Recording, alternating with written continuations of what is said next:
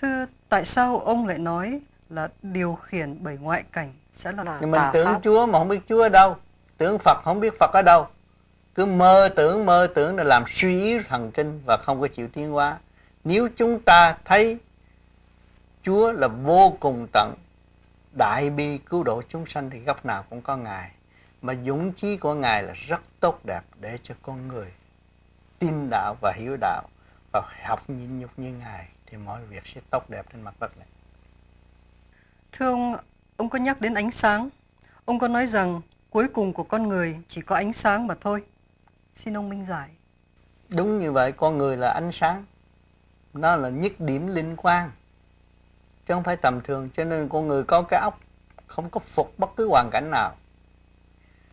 Dù cho người ta giúp tôi cảm ơn, nhưng mà tâm tôi phải tự làm được. Có ăn tôi mới vui.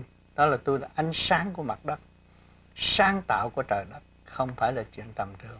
Cho nên nhiều người đó tu mà sai, ỷ lại trời Phật, khinh thị khả năng của chính mình, làm rối loạn nội khoa tâm lý của mình thì không bao giờ yên ổn. Dù tu bao nhiêu năm cũng vậy đó thôi, giờ phút lâm chung thì sẽ thấy rõ ràng. Chúng ta không có muốn phải đợi đến giờ phút lâm chung mới nhớ.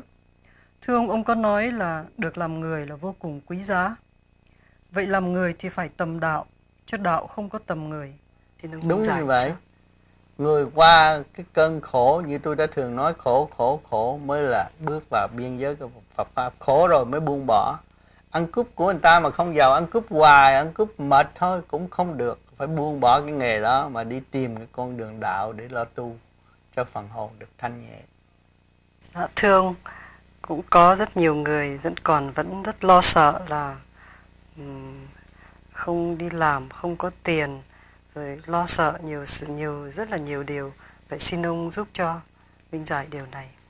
Tại vì những người lo sợ đó là họ chưa thanh tịnh, chưa thấy rõ nhiệm vụ của họ ở mặt đất này.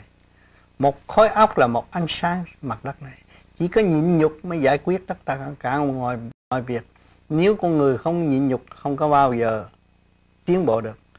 Cho nên ở xã hội có những người ăn cướp vì ở tù rồi bỏ dao. Những người đó không thèm ở ăn cướp nữa, mấy người đó là mấy người dứt khoát. Người ta nói ở đời người ta nói bỏ dao thành Phật là vậy đó. Không ăn cướp nữa. Còn con người mà sợ đủ thứ là tự uy hiếp đến mình. Mình là một khả năng vũ trụ, tại sao mình không chịu chấp nhận nhịn nhục để chung sống hòa bình với mọi người thì làm gì có đói. Mình bằng lòng giúp mọi người không có để mình đói. Cho nên người đau khổ là tự trói buộc mình rồi than thở với cái lý do đau khổ thôi, chứ kỳ thật không có gì đau khổ. Học để tiến. Mọi người có một hiện diện ở trên mặt đất này là chấp nhận những sự kích động và phản động để tiến tới thanh tịnh rõ rệt. Cho nên đời đạo song tu thì mới có kết quả tốt. Đời nó không có bao giờ mà giúp chúng ta đâu. Nó chỉ kích bác phá khuấy. Mà ta thanh tịnh, ta cứu độ đời được. Đời đạo song tu. Mà không có đời thì chúng ta không biết giá trị của thanh tịnh. Không có khát, không biết giá trị của giọt nước. Là vậy. Mà không có tối tăm, không có thấy giá trị của ánh sáng. Người tu mong được ánh sáng, mà mình không có nhịn nhục, làm sao mình có ánh sáng?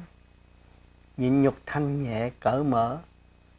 Tất cả trên vạn sự trên đời là không có sự thật. Mà nhiều người nói cho đó là sự thật, nhưng mà rốt cuộc không có sự thật. Đến đây với bàn tay không rồi về với bàn tay không. Nhiều người tỷ phú thiếu gì tiền đâu có bao giờ chết được, nhưng mà họ phải chết trong một phút khắc nào đó rồi họ phải ra đi. Cái gì ra đi? Phần hồn. Phần hồn đó sẽ hưởng theo sự sáng suốt của chính họ hay là sự tâm tối của chính họ. Họ chết họ khổ, họ cũng hưởng trong khổ để tiến hóa. Cho nên luật của Chúa không có giết ai, cứu tất cả mọi người. Đại bi mà đâu có giết ai. Khổ thì Ngài thích khổ, Ngài cho khổ. Mà thích sướng, Ngài cho cuối cùng cũng phải hướng về thanh tịnh mà tiến hóa mà thôi. Dạ, kính thưa ông, như vậy thì một khi một người đã thực sự tu và vun bồi đức nhịn nhục của họ, thưa ông, làm sao họ có thể kiếm được tiền để sống? Nếu mà họ thật sự nhịn nhục, vun bồi đức nhịn nhục đó, không nghĩ vấn đề kiếm tiền. thì họ mới tin có trời Phật. Nhiều người ở đời chán rồi đi vô chùa tu, rốt cuộc họ cũng có đủ 2 buổi sống. Ông trời không có phụ người hảo tâm và chịu nhịn nhục. Cho nên ở xã hội kỹ thuật này chúng ta thấy rõ, mọi người chịu học, chịu nhịn nhục đi học, đi tới trường nhịn nhục học. Và người tu cũng là đi học. Học được rồi, nhịn nhục thì đức tính nó tốt, đức hạnh tốt, thì ai cũng tin cậy. Người ta tìm người nhịn nhục, kiên nhẫn, tin cậy, chứ không phải tìm người hỗn láo làm việc. Cho nên đừng có lo, mình xây dựng được đức nhịn nhục rồi tự nhiên là mình là người có tiền. Vâng, thưa ông, trong xã hội và kinh tế hiện tại thì họ đòi hỏi nhiều sự tranh chấp ganh đua trong công việc làm. Vậy theo ông nghĩ một người tu làm sao có thể sống được trong cái hoàn cảnh đó? Tranh chấp ganh đua mình không có lợi, chuyện đó mình không làm. Mình nhịn nhục, làm nhiều việc hơn người mà tranh chấp ganh đua thì vị trí mình sẽ tương lai sẽ tốt hơn. Bất cứ trong một hãng nào, người nào mà chịu nhịn nhục thì bộ đầu não luôn luôn để ý. Dạ. Dạ vâng, dạ thưa. Trời Phật là để ý người tu là nhịn nhục. Thưa ông, như vậy là nếu chúng ta cố gắng hành thiền theo pháp lý vô vi khoa học huyền bí Phật Pháp thì mong rằng chúng ta sẽ từ từ giải được những cái nỗi sợ kia và trở về cái thanh tịnh.